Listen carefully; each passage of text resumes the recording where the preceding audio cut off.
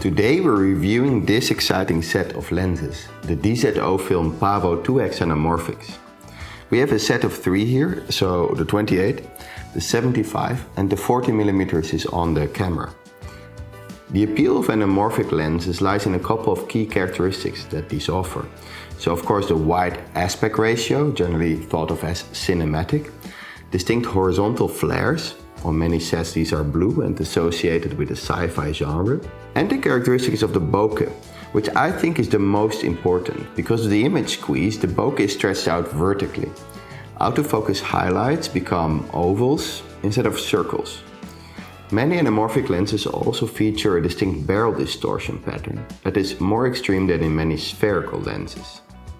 Now historically these lenses were always very expensive and would only be used on high-budget productions. But recently many new sets have been introduced to the market that are much more affordable. One of these sets is the one that we're reviewing today. Now, you shouldn't think that these lenses are cheap. These are still about 5,000 euros per lens. But compare that to the 20,000 euros per lens range, or even higher. For example, the Zeiss Master Anamorphics go for almost double that. And you immediately understand that these are much more attainable. Now, last summer we shot a sci-fi short film using one of the competitors of these, the Laowa Proteus lenses. And we were very pleased by those. But they had one characteristic that we weren't very fond of, namely their pincushion distortion, meaning that the edges of the frame curve in rather than out. Also, their size and weight could be a limiting factor at times. So when I saw the Pavos for the first time at IBC this year, I was very excited, because they're very similar in features as the Proteus. They have the same 2x image squeeze, a very similar coverage, a very similar maximum aperture, and a very similar price point. But they feature barrel distortion instead of pincushion distortion, and they're much smaller and lighter. So these could be the ideal set of anamorphics to own. And that made me very eager to test them, so I reached out to DZO Film with a request to test a set, and they provided us with one. And now, just as a disclaimer, they didn't ask anything in return. Nonetheless, we decided to do a review and share our findings with you. Now, we did a technical test behind me in the office, and a real-world run-and-gun shoot where we went into town and worked with the set as if it were a real shoot. These lenses, when you pick them up, they're actually pretty light, and they're also pretty small for 2x anamorphic lenses. And in fact, they're very similar in size to our Sigma spherical lens, of which we own a set. And especially if you hold them side by side, you can clearly see that they're very similar in size and weight. The build quality seems to be very good. Of course, it's hard to tell because we're only using them for a week. The focus ring is very smooth. The iris ring is also very smooth. It's a tad light, but very smooth. And there's actually a third ring here with a little knob on it, and this ring allows you to change the back focus. I'll come back to that later. So lastly, these lenses can be used natively in either PL mount or EF mount, and we use them all in EF mount because our camera still features that mount. A note on when using it with an EF mount, I would definitely suggest using a lens support with it. Even though it wouldn't be necessary for the weight or its size, it's because the EF mount allows a little bit of torsion when the lens is mounted, and when you focus it, you risk the anamorphic element to be misaligned and the image therefore to be shared like this or like that. So let's dive into the technical test, starting with the back focus, which you can simply adjust by turning a thumb screw. Obtaining perfect back focus is much more important with anamorphic than with spherical lenses, and on the focus chart you can see that it does make a difference. Not having to shim the lenses avoids a lot of tedious work. Next, let's compare the field of view of the set, with the camera not changing position. Here is the 28, the 40 and the 75mm. Let's then compare the field of view in combination with close focus. Here's the 28 again, the 40 and the 75. This gives a good idea of what type of frames you could make with these lenses. We see that the 40 offers the biggest magnification. Close focus in general is very good for anamorphics on this set. In most cases you wouldn't need to use diopters, which is a great time saver on set. Then let's check some characteristics of each lens separately. Focus breathing, distortion, sharpness and bokeh. Let's start with the 28. Here we go through the focus range wide open. We can definitely notice the anamorphic focus breathing on the vertical axis, but also some normal focus breathing on the horizontal axis. Let's check the amount of barrel distortion. By panning left to right, we can clearly see a hefty amount of distortion. This won't be to everyone's taste, but certainly provides a unique look. Though it's best to not position talent too much at the edge of the frame, also because sharpness isn't optimal there. Now let's see how the lens performs in terms of bokeh and sharpness through the aperture range. Starting at t2.1, we see the lens isn't super sharp, nor do we have a lot of background separation at this focus distance, though this is normal for a lens this wide. At t2.8 the image clears up a bit and it gets better at t4 and t5.6, though at this point we lose all background separation.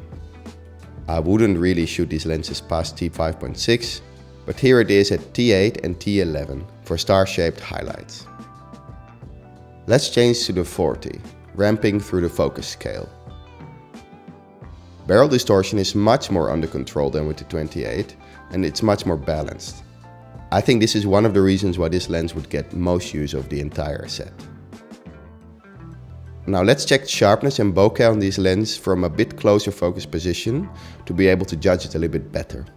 Starting at t2.1, the apparent sharpness is already better than on the 28mm. We can see the bokeh swirls a bit. Stopping down to 2.8, we can see a slight improvement in bokeh shape and also in sharpness. Moving to t4, we see better shape and sharpness still, which become better again at t5.6, though again we lose much of our background separation. Interestingly enough, stopping down further still sharpens up the flares. Lastly, let's have a look at the 75. Ramping through the focus scale, we see quite a bit of focus breathing on the horizontal axis. Barrel distortion is again far less pronounced than on the 28 and is comparable to the 40mm. Let's ramp through the iris range. At t2.1 we see pretty swirly bokeh and moderate sharpness. Bokeh shape and sharpness improve significantly when reaching t4. At t5.6 the shape becomes a bit better still, but after that we start losing character and background separation again. Alright, so with this technical test out of the way, let's see how these lenses perform in the real world.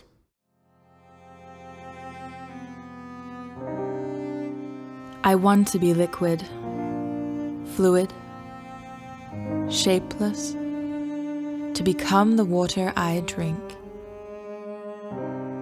So essential, yet forgettable. So crucial, yet overlooked. Everywhere and nowhere.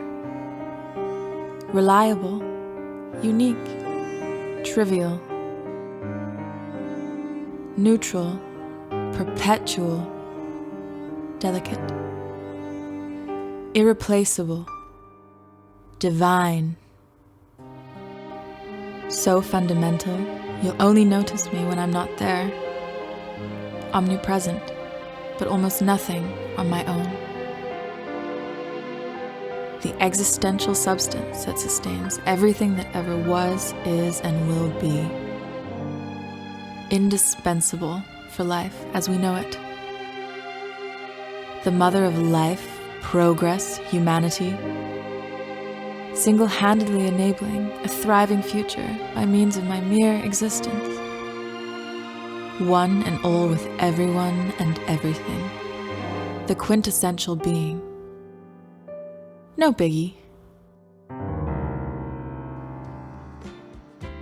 So in conclusion, these are a great set of lenses, great character. I have to say most people love the look of them and we also love the look of them, but it's certainly not for every project. The character is very distinct and out there, which for some projects will be too extreme. For dream sequences, fantastic. To create a larger than life world, these lenses can help with that. But if you want lenses that don't make the audience camera aware, or if you want to go for a slightly more neutral look, then the swirly bokeh of these lenses might not be perfect. And this is especially the case for the wider 28mm lens, where the pronounced barrel distortion is also more noticeable. If I had to draw a comparison between these and the Proteus series, perhaps the Laowas are more neutral and therefore more versatile and can be used on more projects. They offer a better technical image quality, they are sharper, have a flatter focus field, fewer chromatic aberrations, less vignetting, less mechanical vignetting of the bokeh, but they are at the same time heavier and bigger than the Pavos, which are definitely more easy to handle. And the distortion of the Proteus just goes the wrong way. So this set isn't perfect, but is it realistic to expect any set at this price point to be perfect? I think we'll rent these when a project calls for it, when we really need that distinct, unique look that these lenses certainly offer. Well, that was it. Thank you for watching. If you found this useful, please like and subscribe, and see you next time.